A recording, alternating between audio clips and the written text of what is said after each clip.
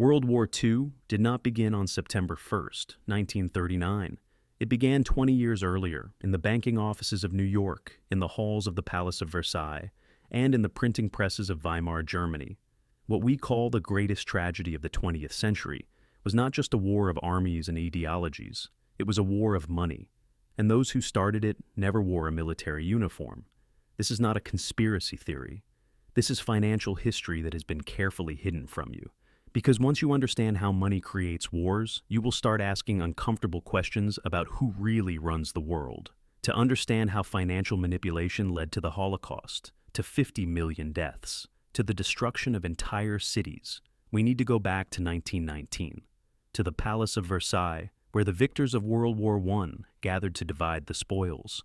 Germany was defeated, its army crushed, its emperor fled, its people starving.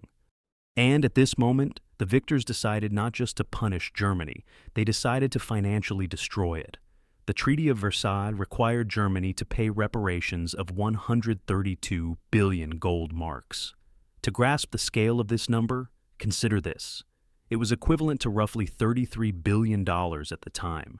In today's money, that is about $500 billion for a single war. But here is the catch. Germany physically could not pay this amount. Its economy lay in ruins. Its gold reserves were depleted. Its industry was running at a quarter of capacity. The victors knew this perfectly well. The famous economist John Maynard Keynes, who attended the negotiations, wrote a prophetic book called The Economic Consequences of the Peace. He warned, if you crush Germany financially, you will sow the seeds of the next war. Nobody listened. France wanted revenge. Britain wanted security. And the United States wanted money. Because Britain and France owed American banks colossal sums for wartime loans, about $10 billion, and the only way for the Allies to repay this money was to squeeze it out of Germany. Notice the pattern? The war ended, but the financial chain was just beginning to tighten. Germany had to pay France and Britain. France and Britain had to pay America. And America was preparing to profit from all of this once again. But first, Germany tried to pay. And what happened next became one of the most terrifying economic experiments in human history. 1922. Germany announces it cannot make its next payment. France and Belgium respond by occupying the Ruhr region, the industrial heart of Germany. German workers declare a strike. The government supports them and starts printing money to pay the striking workers' wages. And here is where things get truly interesting, because what happened next shows how quickly money can become worthless. In January 1923, $1 was worth 17,000 marks. By August, 4.5 million marks. By November, 4,200 billion marks for a single dollar. Think about that for a second. If in January you had savings of 1 million marks, that was serious money. By November, that amount could not buy even a loaf of bread. People carried money in suitcases, then in wheelbarrows. Then they simply burned it in stoves because paper marks provided more heat than the coal you could buy with them. Pensioners who had saved their entire lives became paupers overnight. The middle class was annihilated. Educated people, professors and doctors, engineers and lawyers found themselves on the streets. But here is what they never tell you in history books. While millions of Germans lost everything, some people became incredibly wealthy. Industrialists who had debts in marks suddenly found their debts had evaporated. Someone who owed a bank 1 million marks could now pay it off with an amount worth less than a postage stamp. Foreign investors with dollars or pounds bought up German factories, mines, and real estate for pennies on the dollar. Inflation is not a natural disaster. It is a redistribution of wealth, from those who save to those who own, from those who work to those who speculate. And the Weimar hyperinflation was one of the largest wealth transfers in history. But this is not the end of the story. This is just the beginning. In 1924, a new player enters the stage. American bankers look at devastated Germany and see not a catastrophe, but an opportunity. The Dawes Plan, named after American banker Charles Dawes, offered an elegant solution. America would lend Germany money so Germany could pay reparations to France and Britain, so they could pay their debts to America. Sound like a financial merry-go-round? That is exactly what it was. Money circled around and returned to where it came from. But at every stage, the bankers took their cut. Between 1924 and 1929, American banks poured roughly 25 billion marks into Germany. These were not charitable donations. These were loans with interest. Wall Street was literally financing the reconstruction of the country that American soldiers would be storming on the beaches of Normandy 15 years later. And here is the paradox that should wake you up. The same banks that were lending to Germany simultaneously owned shares in companies that supplied raw materials to German industry. They profited from the loans, they profited from the supplies, and they would profit from the war. Germany during these years experienced the so-called Golden Twenties. The economy grew, unemployment fell. Berlin became the cultural capital of Europe. People believed the worst was behind them, but all this stability was built on sand. Or rather, on American loans. And when the sand began to shift, the consequences were catastrophic. October the 29th, 1929, the American stock market crashed. Black Tuesday. Within days, the exchange lost billions of dollars. Panic gripped the banks. And the first thing American creditors did was start calling in their loans from Germany. What happened next was like a tsunami in slow motion. American money fled Germany. German banks, starved of liquidity, could not issue loans to businesses. Businesses closed. Workers found themselves on the streets. In 1929, unemployment in Germany was about 1,300,000 people. By 1932, it was 6 million. Every third working-age German could not find a job. And here is where history takes its darkest turn. Imagine yourself as a German worker in 1932. 10 years ago, your savings were devoured by inflation.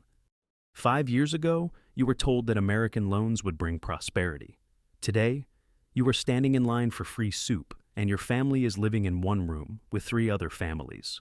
You are told that bankers are to blame, that foreigners are to blame, that those who signed the Treaty of Versailles are to blame, that democracy, which failed to protect you, is to blame.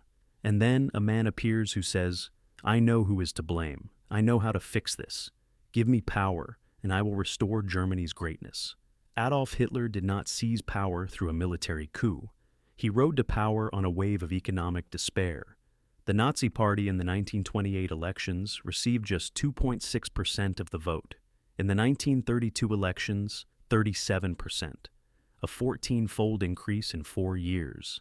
This was not a triumph of ideology. This was a triumph of economic chaos. People did not vote for racial theory.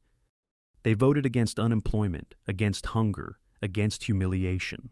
The Nazis simply happened to be the ones promising loudest to solve these problems. And here is the uncomfortable truth that few are willing to admit. The financial manipulations that began in Versailles and continued on Wall Street created the perfect conditions for the rise of the most horrific regime in human history. But the story does not end there, because even after Hitler came to power, even when his intentions became obvious, the money kept flowing. American companies continued doing business with Nazi Germany right up until the war began. Standard Oil supplied fuel, Ford built factories in Germany, and Henry Ford himself received from Hitler the highest award for foreigners, the Grand Cross of the German Eagle. IBM provided the counting machines that would later be used to organize the Holocaust. This is not conspiracy theory. These are documented facts. Business is business, as they said on Wall Street. And when the war finally began, when bombs fell on London and Stalingrad, when millions of people were dying in death camps, financial institutions continued to profit. Military contracts, weapons supplies, loans to governments.